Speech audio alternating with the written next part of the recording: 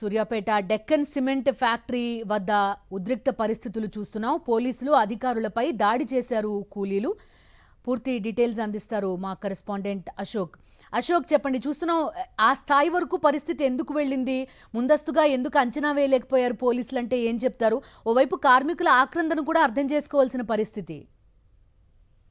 బిందు, వాస్తవంగా డెక్కన్ సిమెంట్ పరిశ్రమ వద్ద నిన్న జరిగినటువంటి కార్మికుల మరణం విషయంలోనే తోటి కార్మికుడు చనిపోయినప్పుడు కూడా గుర్తు చప్పుడు కాకుండా స్వస్థలానికి పంపించడం, అదే సమయంలో యాజమాన్యం నుంచి ఎలాంటి హామీ, అంటే ఆర్థిక సాయం సంబంధించి ఎలాంటి హామీ లభించకపోవడంతో ఒక్కసారిగా ఆందోళనలకు దిగినటువంటి నేపథ్యంలోనే అక్కడ ఆ ఫర్నిచర్, ముందల సెక్యూరిటీ రూమ్ లో ఉన్నటువంటి ఫర్నిచర్ తో పాటు అద్దాన్ని పగలగొట్టడంతో యాజమాన్యం ఆ పోలీసులకు సమాచారం అందించడం, అదే సమయంలో అక్కడ కార్మికుల సంఖ్య ఎక్కువ ఉన్నప్పుడు కూడా పాలకుడికి సంబంధించినటువంటి ఎస్ఐ కోటేష్ తో పాటు మరొక 6 కానిస్టేబుల్, అంటే మొత్తం 7 అక్కడికి రావడంతో ఆ పోలీసులను చూసినటువంటి కార్మికులు ఒకసారిగా నినాదాలు పోలీసులతో పాటు కంపెనీకి వ్యతిరేకంగా నినాదాలు చేయడంతో పోలీసులు నచ్చజెప్పేటువంటి ప్రయత్నం చేశారు.